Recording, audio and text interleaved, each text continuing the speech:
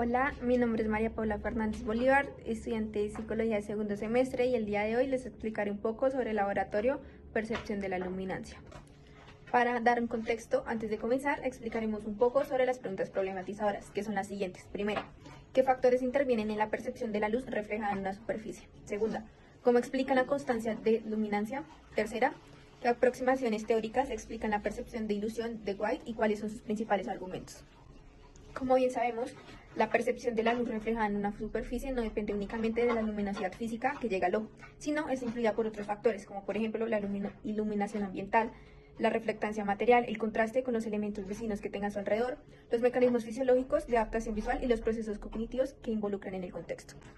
Gracias a estas interacciones, el sistema visual logra mantener constancia de iluminancia, es decir, que la capacidad de percibir un objeto como igual de claro o más oscuro, incluso cuando cambian las condiciones de iluminación, basándose en comparaciones relativas. Estas dinámicas se evidencian en fenómenos perceptuales como la ilusión de White, la cual no se puede explicar únicamente mediante el contraste local, sino en aproximaciones teóricas como la teoría de pertenencia, la cual dice o señala que la franja gris se percibe según el grupo perceptual al que parece integrarse. Actividad y resultados. La actividad cuenta de una serie de ensayos donde en cada ensayo aparecerá un patrón de líneas verticales en el que hará las veces del contexto. Este contexto tendrá diferentes gamas de color de gris a lo largo del experimento. A la izquierda y a la derecha de la pantalla aparecerán las dos líneas verticales, las cuales estarán sobrepuestas del patrón del contexto. Estas líneas serán los estímulos del objeto que se deberá juzgar. Los estímulos del objeto cambiarán de tonalidad a lo largo del experimento.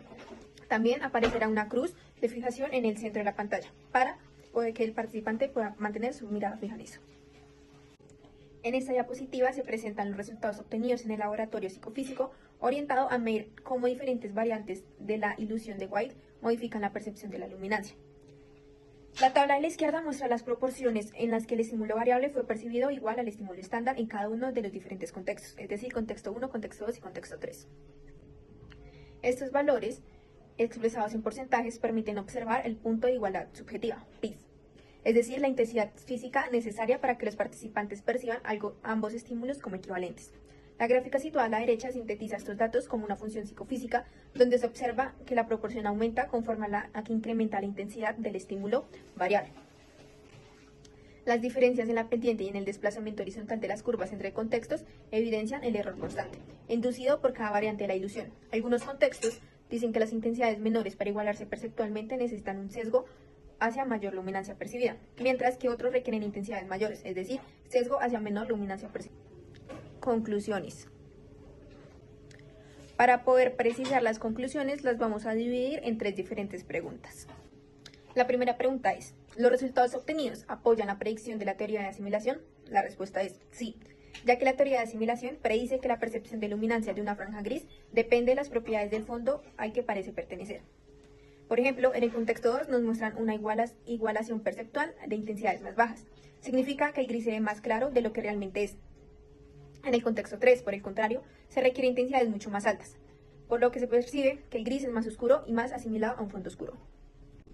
La segunda pregunta es, ¿los resultados obtenidos apoyan las predicciones de la teoría de anclaje y su regla de iluminancia máxima? La respuesta es que de alguna manera sí. La teoría de anclaje propone que el sistema visual utiliza la superficie más luminosa como referencia. Los demás valores de la luminancia se interpretan relativamente a esa referencia. Por ejemplo, en nuestro laboratorio observamos que en el contexto 2 tiene igualaciones más bajas entre 100 a 120. En el contexto 3 implica intensidades de 160 a 200 para igualarse. Esto implica que una ancla luminosa más baja haciendo ver el gris más oscuro. La tercera y última pregunta es, ¿cuál fue el patrón de enrejado que estuvo asociado al mayor efecto ilusorio y cuál fue el menor efecto ilusorio?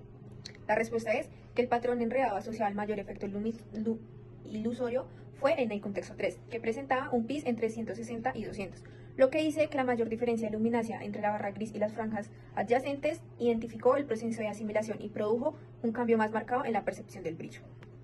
En contraste a esto, el menor efecto ilusorio que se observó fue el contexto 2, donde en contraste la barra y su contexto era menor que el modo de la influencia de las franjas negras y blancas. Es decir, que se equilibraba más y generaba una variación perspectiva mucho más reducida. Referencias. Gracias.